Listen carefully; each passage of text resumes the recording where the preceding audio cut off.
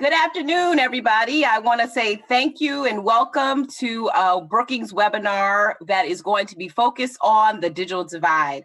My name is Dr. Nicole Turner-Lee. I'm a fellow at the Brookings Institution Center for Technology Innovation. I'm very excited to have this conversation. For those of you that know me, this is an area that is near and dear to my heart, an area I've worked on for many years. Just a shameless plug, I'm working on a book around this called Digitally Invisible: How the Internet is Creating the New Underclass, which will actually be available through Brookings Press next year. And I'm just really excited that this is such a timely point to talk about the digital divide. I mean, let's be clear. As we look at what's happening during this very, very difficult time, we've got 52 million school-aged children that are at home. We've got a big chunk of America, about 20 million plus, according to the Federal Communications Commission, of people who are not connected. And as we look at how we are putting out mitigation strategies to ensure social distancing, to find the right vaccine, to communicate daily information on where we are with this global pandemic, being connected matters. And so the brunt of today is really to talk about, what does that look like for the disconnected? In no way are we going to suggest today that there's no broadband connectivity that exists in the United States. We know that there's been tons of private investment in the infrastructure in which we are using to actually do this webinar. But the challenge that we have today is that the digital divide looks very much like other inequalities that we have not quite solved. So I'm very excited to be joined by two very special people who pay as much attention to this topic as myself, if not more. The first person that we'll be joined by is second term Jessica Rosenworcel, the Honorable Commissioner of the Federal Communications Commission. If you follow her Twitter, you would see a moment-by-moment display of tweets trying to get our children back in school through remote learning and distance education. At the FCC, she's also been a huge advocate for the protection of the affordability of broadband when it comes to the Lifeline program. Her bio is available via the setup for this webinar. And next to her, the other person that you will hear from is someone that I recently met who I just cannot say how much she actually impressed me when I went out to Marion, Alabama.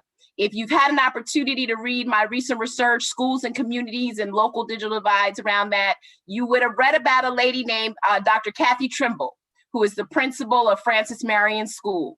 In this town of Marion, Alabama, she runs a K-12 school where they actually have a one-to-one solution of technology. But I asked her to come today to share with us what they're actually doing to ensure that her kids in her district are getting online. And I think she's going to actually tell us some compelling information that often we in the Beltway don't hear.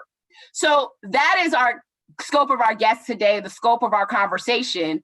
I want to remind everybody that we are live streaming, but we ask that you send questions to events@brookings.edu or via Twitter and using the hashtag @BrookingsGov or hashtag digital divide. So again, if you have questions, we want to take them. We reserve some time for questions. Please email them to events@brookings.edu or send it to us on Twitter to BrookingsGov or Digital Divide. So with that, I want to jump into this conversation because the only thing about this, people like me who talk too much don't have enough time with a 1 hour webinar. And so I want to make sure I get all of the conversation in. So Commissioner, I'm actually going to start with you because this is a conversation that you and I have had virtually. I want to talk about why during a global pandemic, we're actually having a conversation about this growing digital divide or inequalities that are surfacing because of the lack of connectivity for certain populations. Well, thank you, Nicole. That's such a good place to start. And also thank you and the Brookings Institution for having me today. So, I mean, look at what we're doing right here, right? I mean, it proves the point because as a nation, we are online like never before. We're headed online for work, for education, for healthcare. And that has consequences because not everyone in this country is connected. And so in this pandemic, at this moment, we have got to use it to understand who's not online and how we're going to help them get there. So I feel like talking about this right now is critical. It's essential. It's how you start solving our nation's digital divide, because it's always existed. But this pandemic is just revealing a hard truth. It's bigger than we thought it was, and we got to do some work to fix it. And I want to go to another question for you, Commissioner, while we're on this topic, because, I've known you for over 20 years. I mean, I know we still young, right? I know, right? But, when I was working as a digital evangelist, we were talking to you back then at a company I was with called One Economy. You talk about this thing called the homework gap that actually was really a gap way 20 years ago, when there was a disconnect between what kids could do at school and what they could do actually in their home or community. Can you share with the audience, what do you mean by homework gap from your mouth, so we can actually hear it? Because I think that's a nice segue into some of the challenges that we're seeing with regards to kids not being able to go back to school because of the lack of connectivity in certain communities. Sure. So the way I like to talk about this is I start with when I was growing up. To get my homework done, I needed paper, a pencil, and my brother leaving me alone. And that third one was the hard one. But those days are gone. Kids today, no matter who they are or where they live, they need internet access.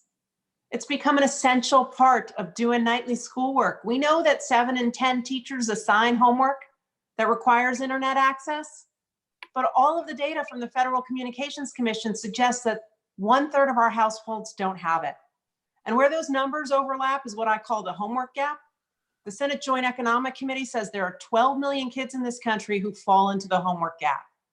But you don't even need to see their data, because in every state in this country, before this pandemic, you could have driven around and you would have seen them sitting at a fast food restaurant, nursing a soda while they wrote their papers. You would have seen them hanging out in the library or in the school parking lot to catch a free Wi-Fi signal. And the truth is, in the United States of America, we should be able to fix the homework gap. We should make sure that every child has the opportunity to do their homework. And this problem has been weighing on me, and I've been crusading about it for some time, but here we are in this crisis. And as you said, more than 50 million children are now at home. Their schools are shuttered. And we are asking so many of them to head to class online. So it took this homework gap, and it just made in bright, sharp relief how much work we have to do to get every child connected. Because we're gonna have to use this crisis to get policymakers at the local, state, and national level to focus on the homework gap, so we don't leave any child offline going forward.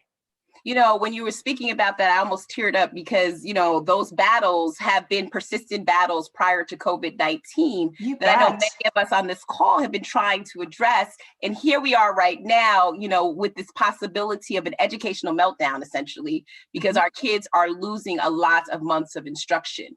But I'm no educator. And Dr. Trimble, I remember when I came to meet you, the first thing that you said before you spoke about the technology that you were giving your students in Murray, Alabama, you were telling me how they were sitting on stoops of your school over the weekend, or parked in cars just to use the school's Wi-Fi. I'm gonna go a little bit into this further, because that was 6 months ago when we were actually met. Now they can't even come outside because of social distancing. So Dr. Trimble, tell us a little bit more about what's actually happening in Marion, Alabama in response to this pandemic. Okay, cool. So in the middle of March, we were under a preemptive dismissal for 3 weeks because of the pandemic, in an attempt to decrease the spread of the virus. So at that time, what we did was we devised an educational plan for those 3 weeks. Our school did. We started scrambling around, just like the healthcare professionals have to prepare for the pandemic on the healthcare level. We had to do this on the educational level. It was a little bit different, but it's just as hard. We did 3 weeks of work. The first week, we decided the students would get work for enrichment, which was also a time to do a trial run in the event that dismissal evolved into a closure, as it did, of course. Mm-hmm. The second week was going to be our spring break week. And then the third week, the students were going to be assigned actual required schoolwork. And then once again, we'll be able to see who actually had internet access and that type of thing.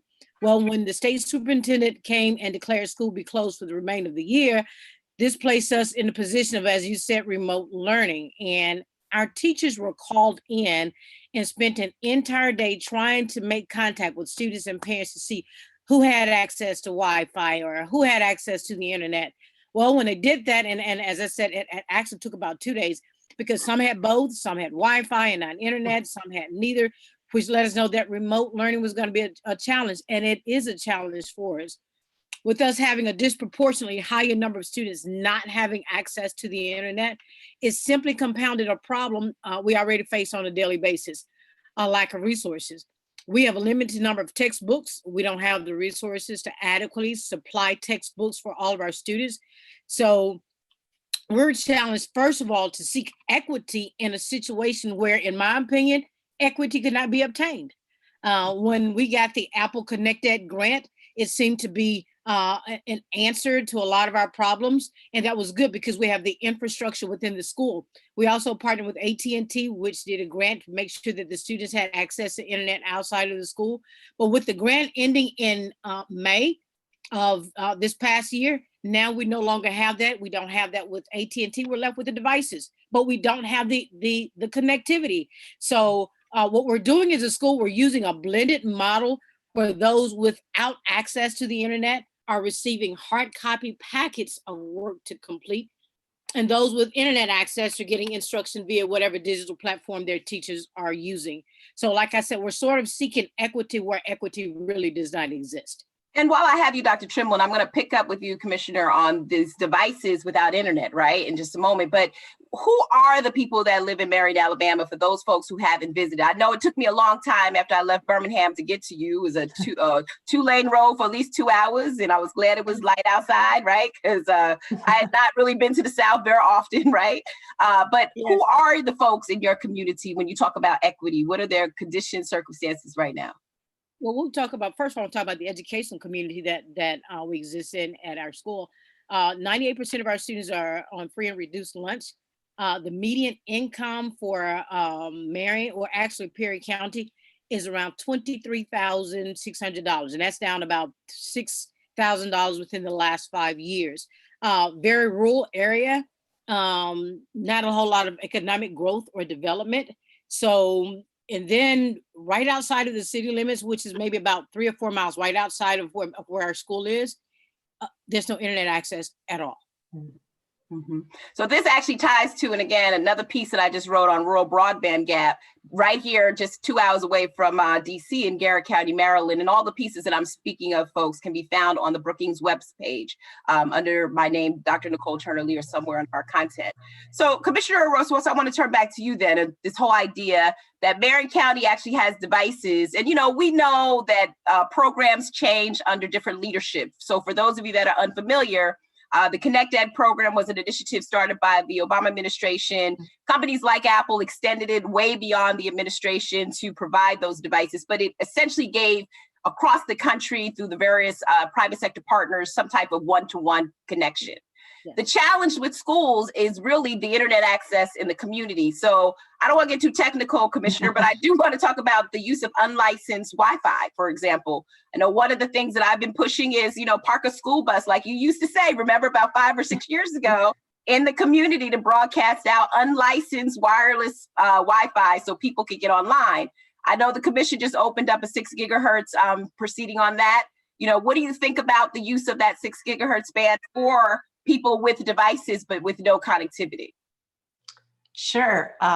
Listen, when it comes to solving the homework gap, my solution is anything that works. And one of the things that could work is something you mentioned, which is increasing the amount of Wi-Fi available. And so now I'm going to try not to get all spectrum nerdy on you, right? Yes. But here we go. Right now we have 2 bands that a lot of our nation's Wi-Fi activity takes place over, 5 gigahertz and 2.4 gigahertz. And everyone who's got a wireless device or is working at home using a Wi-Fi router knows we're using more of those airwaves than ever before. And as we head to the Internet of Things, those airwaves are getting crowded. So what we need to do to make sure that Wi-Fi continues to be open and available and innovation can take place in wireless is make sure that more of our skies are opened for unlicensed airwaves or Wi-Fi. And the next big swath of spectrum that the Federal Communications Commission is looking to open is in the 6 gigahertz band. and it's very exciting. Here's why. It's adjacent to existing spectrum that's used for Wi-Fi, which means that devices could be available very fast. And because now we're going to have a really big amount available in this mid-band spectrum, we're going to see speeds that are near 1 gigabit with the next Wi-Fi standard. So taking that back to why it really matters, which is how do we get more people access, is it means we could have more Wi-Fi in more places. And we know Wi-Fi democratizes internet access. And the more we can make it available at super low cost, the more students and individuals can get connected to life online. And we need to make that happen. So that's how you go from the technical and nerdy to something that I think is meaningful. Yeah, and Dr. Trimble, I think that might be an answer to some of the concerns you have about getting those kids on who have some kind of device, but may not have the connectivity. You know, I want to stay on you for just a moment, Commissioner, because, you know, we've gone through the first stimulus relief fund. You know, Senators Markey, Schatz, and others actually came together to try to promote the use of unused E-rate funds into the stimulus so we could actually connect people like Dr. Trimble, and we connect schools in Washington, D.C. and all over the country that are actually having these same types of experiences. We're now in rumors that we're on the next relief bill. And I think your colleague, Commissioner Starks, put out something about a connectivity stimulus. What are you seeing around that? What conversation should we be having to sort of get the attention of policymakers who are doing a great job, right, in terms of pushing out legislation, but to pay attention to this area? All right, well, I'll be very clear. I want the Federal Communications Commission to solve the homework gap. And I think we can do it with the authority we already have under the Telecommunications Act of 1996. And bonus, if Congress steps forward and gives us additional funds to make that happen. And I remain hopeful that those things can happen. Here's how it would work. In the Telecommunications Act of 1996, and I don't know, remember 1996? Like I had an AOL account. It was a long time ago. Congress was ahead of the curve, though. They saw that they should make sure that every school in this country should be connected to the internet, that it was going to be essential in the decades ahead for learning. They were right. And now, as a result of that law, the FCC runs a program called E-rate. It's the nation's largest education technology program. It sends funds to schools and libraries in every state to help them get connected to really high-speed broadband. But now we know the challenge is not at the school building, it's the students at home. And if that legislation was designed to support the classroom, well, guess what? The classroom is no longer that school building. It's the kitchen table. It's the student at home. So let's be creative with that authority and use it so every student can get connections. And we can do that with lots of things, by helping support broadband at home or having schools use the E-rate program to loan out Wi-Fi hotspots. And for every student, that could be the difference between keeping up in school and falling behind. And so let's use the E-rate program to solve the homework gap, and let's not waste this crisis. Let's do it right now. Yeah, so Dr. Trimble, I mean, we sit in Washington, D.C., right? And we work through legislation and regulatory policies to actually bring out to communities like yours. I mean, what's your familiarity with E-rate? You know, is that something in terms of the ideas that you're hearing would be a stimulus for the people in Marion, Alabama, and Perry County? Well, of course, I am, as the commissioner said, I am familiar with E-rate and how we utilize that within our school district. But I do want to add something there. Just last week, the state of Alabama had 9 broadband providers receive a total of $9.5 million in grants to bring high-speed internet access to Alabama communities. Governor Ivey awarded the grants under the Alabama Broadband Accessibility Fund, which was created by the Alabama legislature in 2018 to help rural and underserved areas. Now, of course, I was more than excited to see this until I read the article that listed the grants awarded and the coverage areas, and Perry County was not on the list. Now, that led me to inquire, why not? So after checking with one of our senators, I was informed that no one in our county, our city, our region applied for the grant. So you asked me about our needs. We have so many needs. And the first thing, obviously, we need someone advocating for us. And not only to include the students at Francis Marion, but that includes all students throughout Perry County and all of its citizens. Do you think for 1 second, if I had known these grants were available, that I would not have made every effort to apply? Absolutely, I would have. It's one thing to reach out nationally, and as we did, we got the Apple Connected grant. Apple spent millions of dollars, as you said, Nicole, to make sure all of our students not only had iPads, but they also had access to Apple Care 24 hours a day. It's one thing to partner with AT&T, while when we had the Apple Connected grant, who contributed $1.7 million over 3 years to provide mobile high-speed internet, which made connectivity go beyond the classroom and the school, but students also had access at home or anywhere there's Wi-Fi. That's all great. But when we have our local and state personnel who seem to forget about us or forget the fact that there is a need for some sustainability in order for these students to continue to get the best usage out of these devices that they have, we need our people to advocate for our needs. Secondly, we currently do have the infrastructure within our school, thanks to Apple, where the students can utilize the device. But just like the commissioner just said, that's while they're at school. But when your school is the kitchen table, that's a whole different ballgame.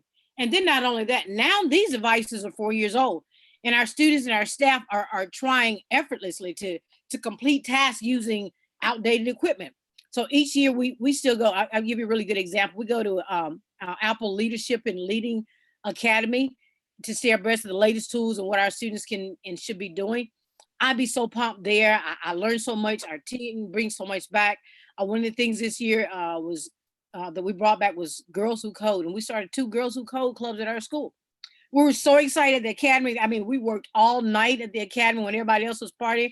We worked all night coming up with a plan. We got back to the school. We had an interest meeting. The girls were excited. We were pumped and we were ready to go, only to find that the devices basically were antiquated and we could not use them. So that left our teachers scrambling to see how can we make it work. So another issue for us is sustainability, like you spoke about earlier. How do we keep these not just having the one-to-one devices, but how do we have them where they're working to the maximum potential for our students? Yeah, no, and I think that's such an interesting way to look at it, because I think your school district is not the only school district struggling with this right now. I mean, I think you would all agree that the one part of this 3-legged stool is affecting schools all over the country. They either have the device, they either have the access, or they have training, or they have none of the above, right?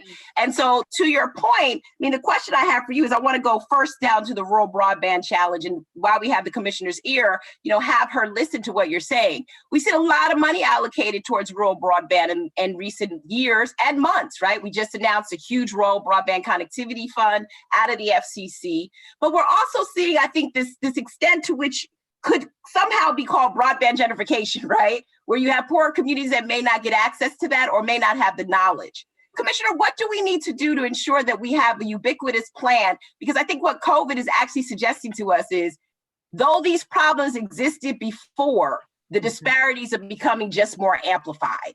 And I want to put a shout out that there are tons of companies out there that are stepping up to the case to make sure that people have what they need. There's through the Keep America's Connected program, we're seeing a lot of, Dr. Trimble, I can send you those resources of what companies are doing. But I want to talk to this broader issue of blanketing the country with access, even when they are some of the poorest, most rural communities that we're dealing with. Commissioner, you want to respond to that real quick? Sure. Listen, yeah, just like you said, let's give a round of applause for the companies that have stepped in with low cost and even free plans to help connect low-income communities and individuals during this crisis. They deserve credit. But in the end, I don't think as a nation, we want to just rely on their generosity. Right. We want to have a program for justice. And I think digital age justice is getting everyone connected. And there are 2 things that I would focus on right now when it comes to that. The first is that the maps at the Federal Communications Commission describing where broadband is and is not in this country radically overstate service. That's because we assume if there's a single subscriber in a census block, then we assume that there's service available throughout. Exactly. And that's just not right. Everyone knows from their own lived truth on the ground, there are so many places they don't get service. So if we don't fix those maps, we're not going to be able to manage this problem. You never can manage what you do not measure. So we got to start there, because I think accurate data is the first thing, and we are overcounting the state of service in rural America, and that's a problem. We got to fix it. The second thing is I want to make sure that we don't just focus on deployment. So much of the vocabulary in Washington about broadband is where we're going to get the infrastructure, how we're going to get the infrastructure there. Let's also focus on adoption. We got a lot of communities in urban America where households do not actually have this service. We got to figure out how to get affordable and reliable broadband to all those households too, because it's not just kids who are in Marion, Alabama. It's that 60% of the students in Detroit are from households without broadband. They are suffering from the digital divide in the same way as some of our rural communities. We got to fix that too.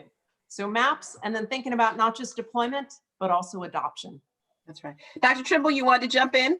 Yes, I'm sorry, Jessica, but I do want to add, and you're absolutely correct, because when the pandemic started, one of the first things that we noticed, and parents are contacting us and saying, and the teachers are saying, "Oh wow, we're providing service for you. The students be able to get internet." Well, those people or those service providers, they did not even service our area, so it was null and void for us. So I mean, that was great. That was very generous, but it still wasn't an answer. And even if it was, it would only be a temporary answer.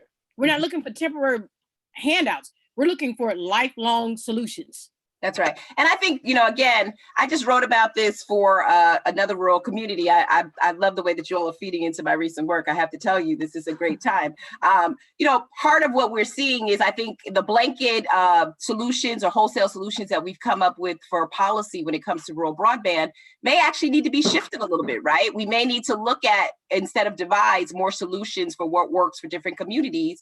And we may have to think about ways that government can actually support the deployment of rural broadband, something that, in the past we've shied away from. So Dr. Trimble, I think we're all on it here, just trying to figure out how to solve that, because what we've learned about COVID-19, contrary to what a lot of people are hearing only in the news about the disproportionate effect of this disease on African Americans. I got another blog coming out there on this with colleagues from Brookings. The challenge is COVID had no color, it had no name, it had no income. And the people who are also being victimized by this, I think, are a lot of the people we're talking about today who are disconnected, which actually leads me into another piece. And Dr. Tripp, I'll start with you. What are the healthcare services like? I mean, there's a big push also for telehealth. And I'm curious to see if rural communities, if you look at the blanket of rural communities like yours, will you be able to benefit from that? And then I'll pivot over to the commissioner, who's actually going to talk more about what we're trying to do to actually mitigate remote health. Oh, wow, that is such a big issue for us here in small town Alabama. There's 66 counties in the state of Alabama. And of the 67 counties in the state of Alabama, Perry County was the 66th county to have its first confirmed case of COVID-19. Wow. All probabilities, not because it didn't really exist, but there was no testing sites. There was no testing being done in this county. Now that we do have a confirmed case, it is not just about COVID-19, but we do not have a hospital within a 30-mile radius. In January, we lost one of our students, an outstanding young man, 14 years of age, to asthma. And in 2020, someone dies of an asthma attack. His parents called the ambulatory service here. They were on a run in another part of the county.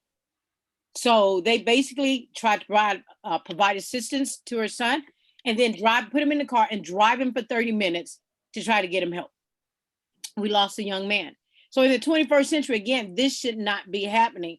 So in regards to telemedicine, we do have doctors that do telemedicine, and basically, unfortunately for some of our people, that is the only way for our younger people, I should say, that they're getting assistance. But then for the older ones who do not have access to the internet or don't even think about it, they're losing out, because even in a time such as this, who are sheltered in place and they really can't get out, or people can't get out to get them, they're suffering in their homes.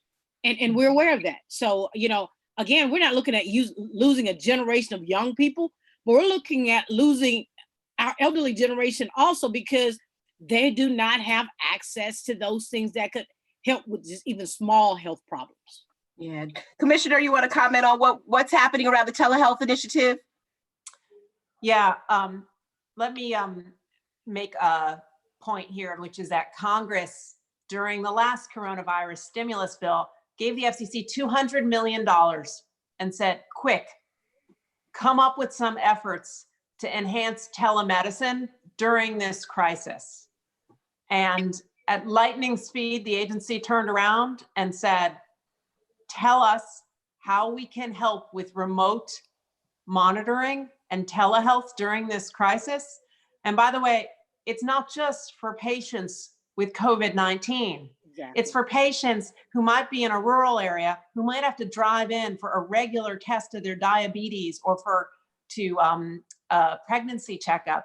They might be able to do these kind of things remotely and in the process, not expose themselves to this virus. And so the good news about this is that we moved this out as a bureaucracy with a speed I haven't seen before. Ever, right? I think the other really good thing is that the agency has committed to having grants of $1 million, no more than $1 million. But what that means is we're going to be able to offer these funds to lots of different places in the country. And I hope we don't just offer them. I hope we learn from them. Because if we learn that telemedicine works for certain types of ailments and works for certain types of folks in different parts of the country, and that it offers opportunities in rural America that might be unique where hospitals are closing, let's figure out how when we get to the other side of this crisis, we're going to continue to do those very same things going forward. And Commissioner, I want to touch upon what Dr. Trimble said, though. For the older Americans, the problem may be actually a device or even having a simple smartphone. Tell us a little bit more about Lifeline and why that also ties into this conversation on the digital divide. Yeah, the Lifeline program, for those who may not be familiar with it, dates back to 1985. And that was when, you had the phone in the wall and there was a curly cord. I still have to explain to some young people in my office how you untwist those things. In any event, life skills.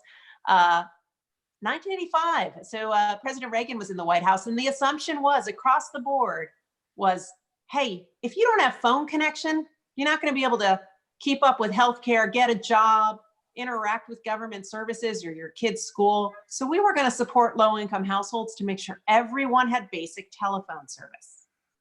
Okay, it's 2020. And you know what? Today, that basic dial tone is internet access. We've got to figure out how to migrate the Lifeline program from being just about voice connectivity to being about internet access. And so I think in this crisis, we have to figure out how to come up with some emergency broadband service where we help support that kind of access, because it's become apparent that if you want to have some semblance of modern life right now, you're going to need that access. And the Lifeline program needs to be modernized, adjusted, and right-sized in order to support that access for low-income folks. And that's not just folks with kids in school at home, it's also for senior citizens. And today, about 2 million senior citizens rely on that program. About 1 million veterans rely on that program. But we could do so much more if we made it meet this moment, and making it meet this moment involves rethinking how it can help with internet access. Yeah. Before I go to you, Dr. Trimble, I want to encourage people who have questions in about less than 10, 15 minutes. I'm actually going to go to Twitter and to email and get your questions so that we may respond.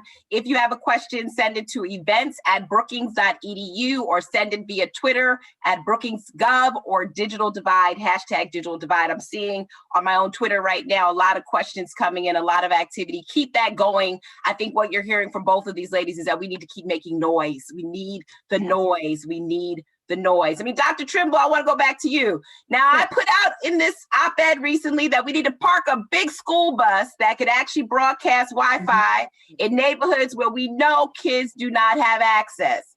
I have to tell you, it may have sounded like the magic school bus when we were growing up, but it seems like the most creative solution that we have right now to get young people online, in addition to checking out these Wi-Fi hotspots. Going back to these young people, even going back to the challenges associated with getting telehealth services. What do you think about that? Is that a feasible idea to do whatever it takes to make sure people are connected?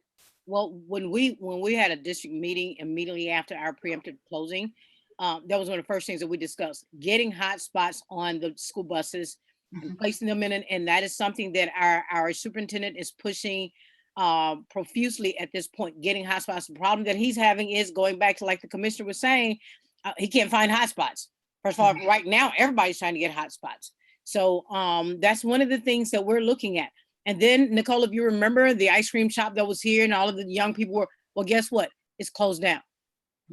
So, I mean, so now you have places where our young people would gather and have access. So that's becoming less and less within our little small town, because and I don't mean it's closed down because of COVID-19, it's closed down.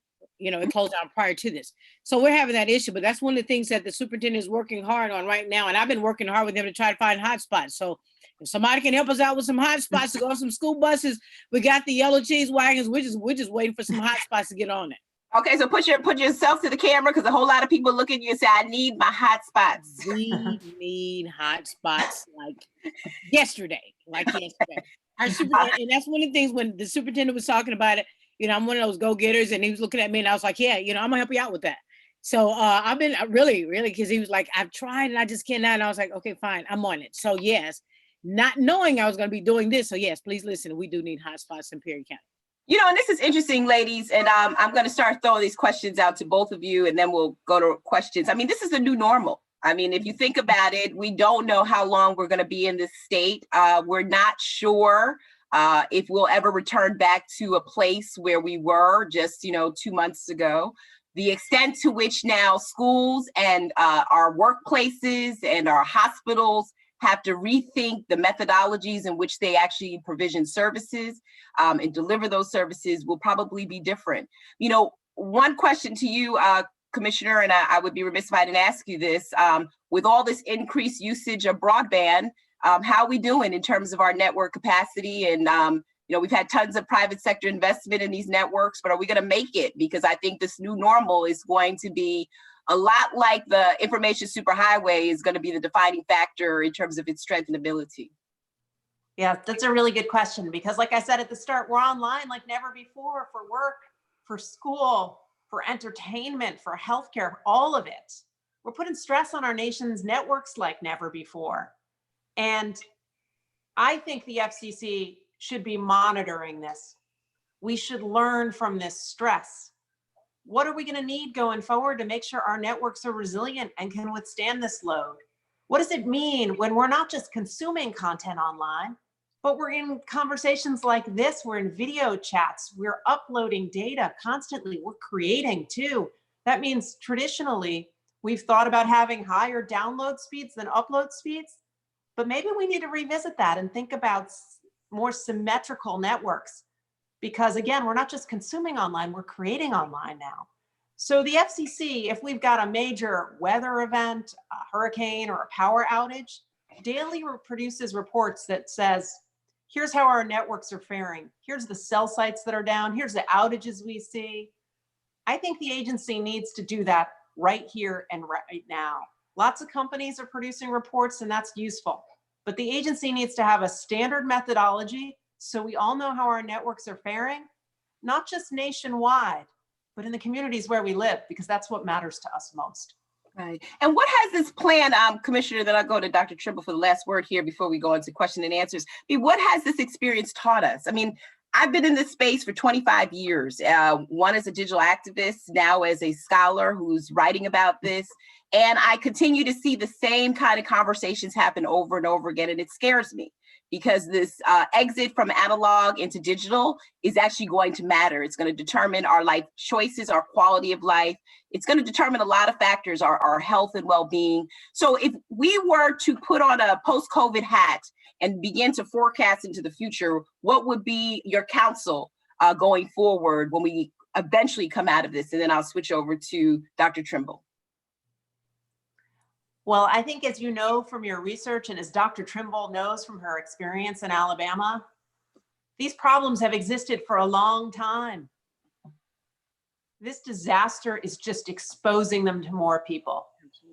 So what we need to do is take this crisis, take this momentum, like you said, make some noise, raise a ruckus, and decide we're going to fix it. I think this is an inflection point for action, and we've just got to seize it. We need to connect everyone in this country, just as we did with rural electrification and plumbing and every major type of infrastructure that came before. We need to start thinking about broadband in that same way, and we need to start thinking about access to it as a right. It's no longer a luxury. This crisis has made that clear. Everyone's going to need access, and we got to find a way to make that happen. Yeah. And Dr. Trimble, I would say to you, I mean, I've been on the phone, you wouldn't believe it. I'm not an educator, I'm a child of educator with a whole lot of school districts who are just scrambling to figure out how to promote these programs. I give it a big shout out to schools, and I give a big shout out to libraries who have really made the decision to do the morally right thing, which is to not disadvantage just one or two or hundreds of students if they can't get everybody online. In your experience and in your wise counsel, what would be your advice to school districts that are really trying to get their hands around this homework gap, as well as figure out how to take the remainder of the school year and make it productive?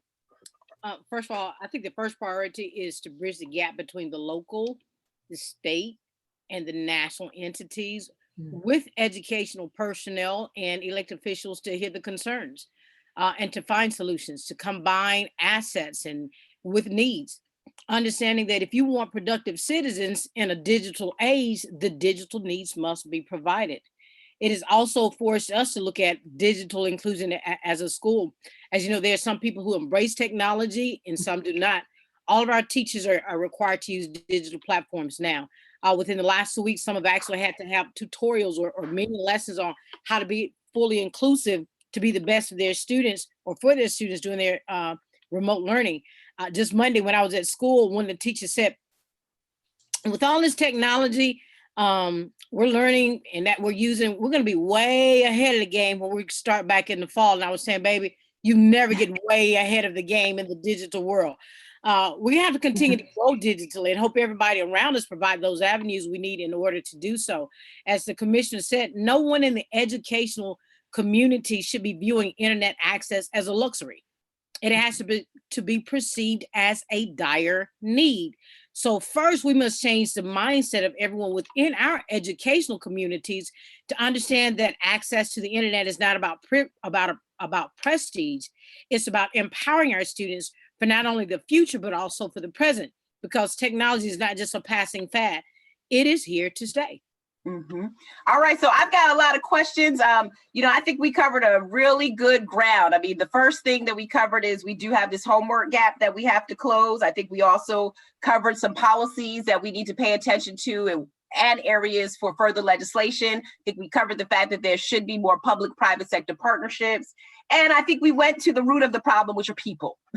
At the end of the day, all this affects people, right? We can talk policy all we want, but without the most important P of people, we would not be sitting here today having this conversation. So we've got a lot of questions. That's what I'm over here trying to figure it out what to do. And I'm going to try to do this the best that I can and get to as many questions as possible. And I'll try to pivot it to each of you to take on a question. And then if you want to come in and add, please do. But you know what I forgot to talk about, Commissioners, 5G. I don't know why I forgot to talk about 5G, because I talk about 5G in every other sentence in terms of what the possibility of it is to actually close parts of the digital divide. I'd love to start with a question from the audience, which is around 5G technology and how you think 5G could potentially impact the digital divide that we're talking about today. That's a good question. 5G, for the uninitiated, is the next wireless standard. It will have radically higher gigabit speeds and much lower latency, which is going to make available a whole range of new applications. It could be transformative, much like 4G, the last wireless standard, was transformative because it put a smartphone in all of our pockets and palms with lots of applications. This would be connecting lots more in the world around us so we could be more efficient, more effective, and more safe.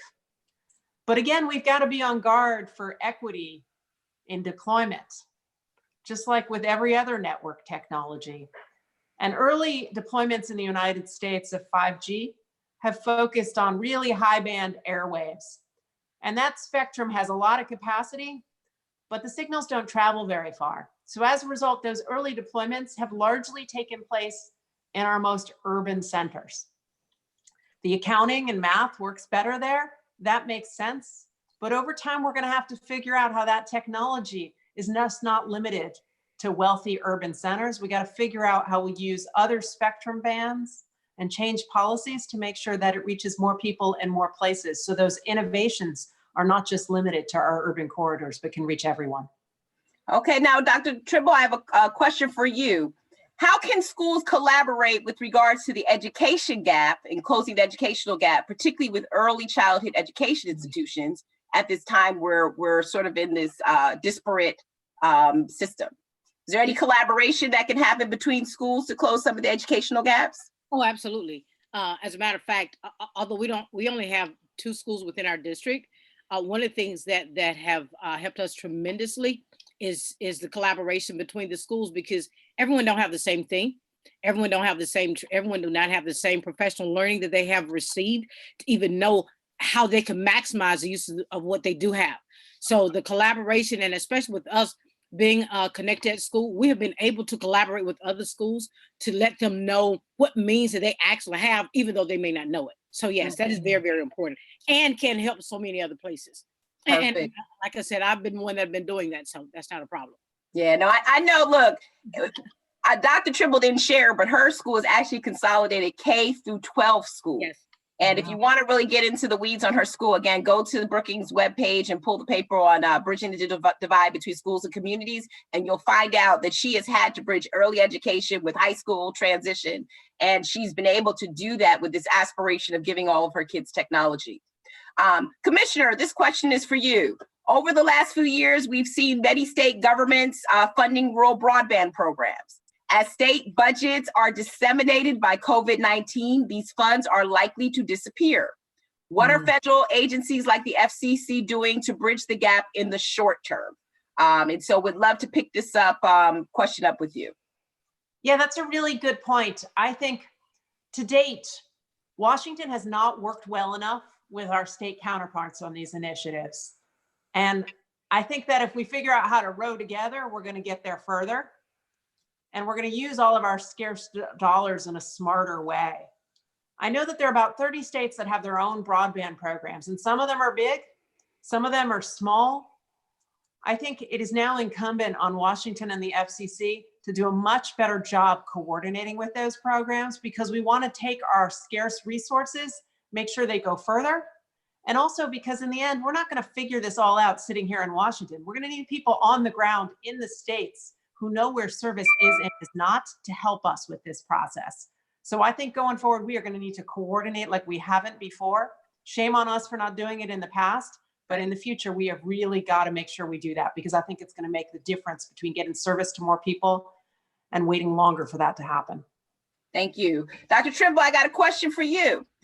How can public libraries work with community partners to help implement some scalable solutions around digital equity? Have you thought about the role of the public library, or have they come to the table to talk about ways to bridge this gap?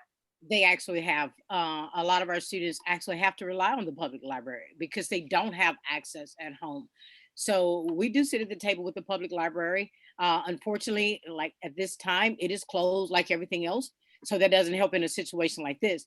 But as the commissioner said, it is bringing light to it, to how we have to work even more so in terms of collaboration, going back to the initial question that was asked, because we can't have one without the other. We have to work together in a sense.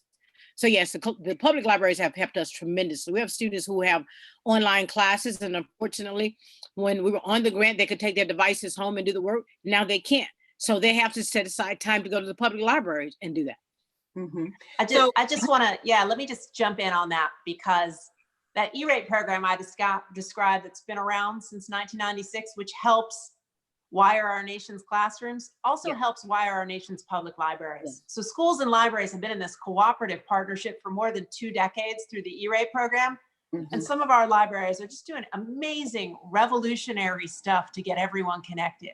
We have big libraries like in New York and Kansas City that are loaning out wireless hotspots to help patrons. We've got little libraries in Maine and lots of other places that are doing it. I spent some time on a library in New Mexico on tribal lands, and they were trying to figure out how to make sure people had more access after hours. And their solution was really kind of low tech. They just built a bigger porch and made it comfortable for more people to sit outside. And I love the creativity of that solution. I love that it's probably low cost, but I want us to do more dramatic things. And I'm pretty convinced that libraries who have been partners with schools and helping with the homework gap are really going to be there going forward after we go through this patch where so many of them have had to shut their doors and close to their patrons. And I have a question on, hold on, this whole question of libraries, because libraries also help us a lot with digital literacy. And so we've spoken a lot about access to the internet. And this is actually a question from one of the listeners for both of you. When we think about digital literacy, what should we be doing to get people up to speed on all of these things that we're talking about? I know there's been some schools that I spoke to and some partner organizations that are afraid to give the devices because they're not sure that people will know what to do with them, or won't know how to use them or be safe. So digital literacy, talk to us a little bit about what that means for you, Commissioner, and then Dr. Trimble, what that means for your community. You want to go first? All right, sure. So the FCC doesn't have a direct assigned role in this, but I can tell you two things that have become apparent to me as I've traveled around the country and talked to schools and libraries about this. With schools, when it comes to the students, our kids today are digital natives. They've got a facility with figuring it out that it probably exceeds that of many of their teachers. Definitely in my own household, I can tell you it even exceeds the parents, right? They're growing up in a world where there's no distinction between the analog and digital. And I think that that has enormous impact on their willingness to participate in digital education and their effectiveness in doing so. Now, when it comes to digital literacy, I do think a lot of our nation's libraries have been doing enormous good, setting up programs and assisting communities with making sure more people can get online. I've seen some incredible programs, for instance, at public libraries in places like Brooklyn, where so many people speak so many different languages, and they're figuring out how to draw them all in and make sure they learn. So those individuals can be more effective in their communities and are more likely to choose to be connected at home. And there's so much good that libraries are doing in this regard. And I think, again, when we move through this pandemic and we come out on the other side, I hope that they'll continue doing that. It's been so important. And Dr. Trimble, what about you? How are you encountering digital literacy among your parents and students, and what are you trying to do around that? One of the things that this has done, I think our parents have been more reluctant about using digital tools, and they look at this. They have been looking at the children like as if, okay, well, this is your thing to do to keep you busy. But now with this pandemic, it is forcing them to take a look at what their children are doing, and they're able to learn a lot from their children. Because one of the things that we do is we've worked on part of digital literacy is being a good digital citizen. And so as a result of that, they're able to show their parents, and their parents are able to see that it's not just about me playing games. It's not just about me interacting and communicating with my family and friends. This is actually a tool that is empowering me. And as a result of it empowering the students, it is also empowering their parents, which in terms it is empowering our community, which is what we want, which is give us a voice and a reason to sit at the table to have this conversation. Because now I realize the effectiveness and the importance of this tool. Now let's see what we can do about getting. Yeah, I mean, and that's one of the things, right? Our parents, when I came to Marion, you told me one of the things that you put together was a parent computing center. And those parents that I ran into, they were like, no, my kid is not going to know more than I do, right? I'm going to figure this out. Okay. And honestly, people who are listening, I mean, this digital divide is really about the invisibility of a whole lot of people who are not necessarily grasping the skills that they need to actually get online. Mm-hmm.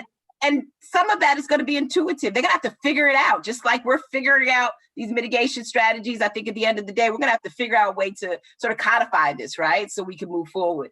I got a question about my bus. So I want to ask the commissioner. My kids think I am actually not getting any sleep because I keep seeing this bus in lots of places. We've seen this Wi-Fi enabled bus in Florence, South Carolina, throughout South Carolina. They deployed 3,000 buses, I think with a partnership with Charter Communications to provide the open hotspots. We're seeing in South Bend, Indiana, where there are buses that are actually deployed. Commissioner, can we get Wi-Fi enabled buses through E-Rate, or is this going to be something that's more of a Herculean effort to actually bring that? Because one of the questions was, why can't we do this and why can't we do it nationwide? Yeah, listen, as far as I'm concerned, let's do it. Let's do it right now. You know, I first visited one of these school buses several years ago in Coachella Valley, California. And everyone thinks Coachella, they're thinking some big musical festival.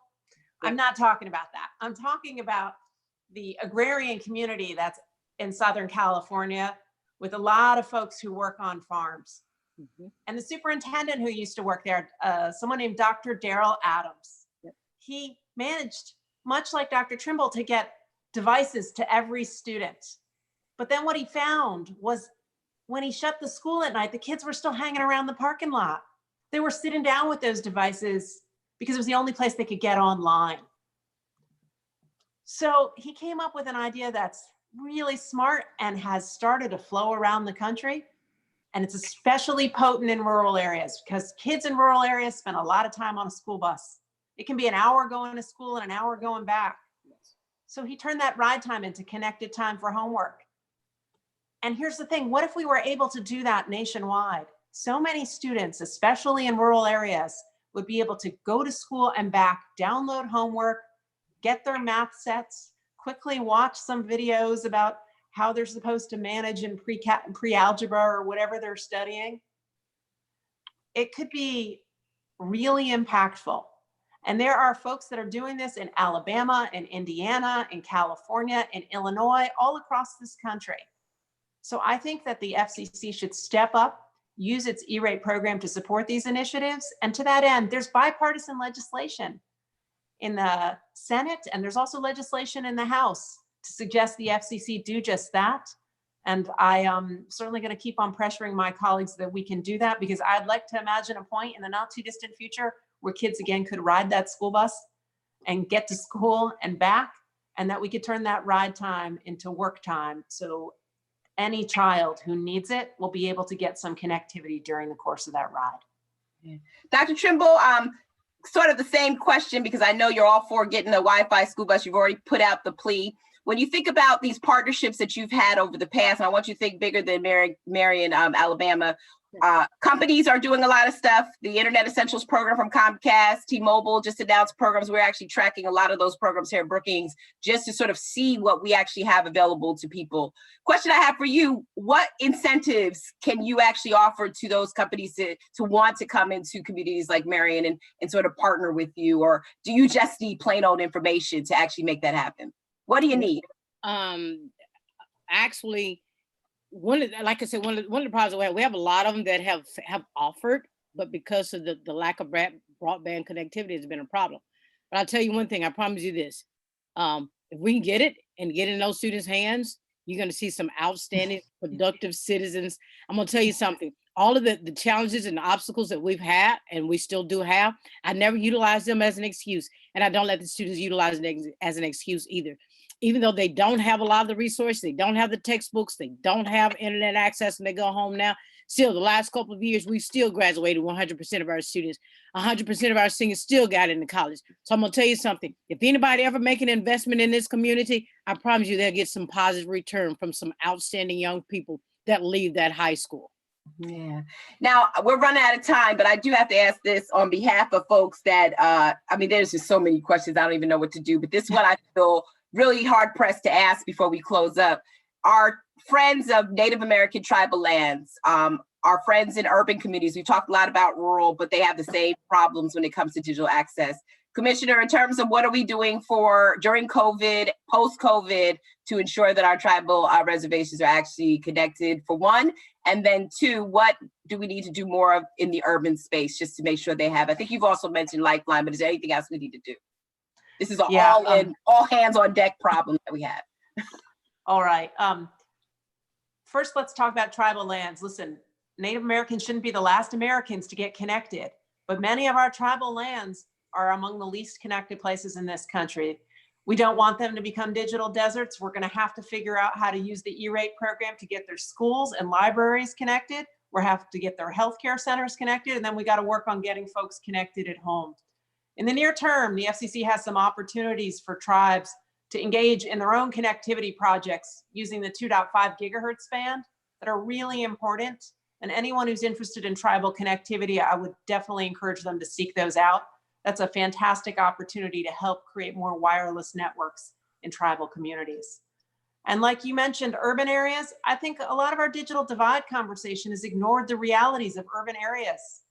Lots of kids are not connected and can't do their schoolwork in urban America. And if they used to be able to rely on a fast food restaurant, a coffee shop, or a library, they can't right now. And so we are exposing the extent of the digital divide in urban America in this crisis. And those kids, just like their rural counterparts, are missing out. We got to make sure that when we think about a national policy to close the digital divide, we think about urban, rural, and everything in between. That's right. So ladies, we are out of time. I could sit here with you forever. I could sit with this audience who has been very engaged over live stream. This is my first moderated conversation, so I think I did well because my boss took a picture of us. He was able to capture a good pose.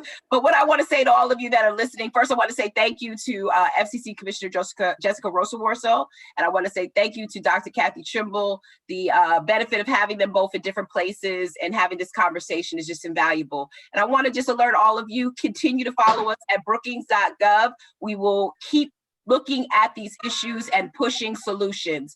And again, look at my expert page for some recent work that's come out, and look for the book that will be out in 2021. Keep this top of mind. Keep this top of mind. The digital divide was there before and it's not going away. So this is a great opportunity to have some collaborative discussions so we never come back and have the same type of conversations. Thank you, everybody. Please stay safe, and we're all in this together as we get through COVID-19. Thank you, ladies. I appreciate you. Thank you guys so much for having me. Yeah, thank you. If you can stay on for just a moment, wrap up. And we will look at all your questions, and as much as we can, it'll be in one of our documents at Brookings in our research. So thank you very much.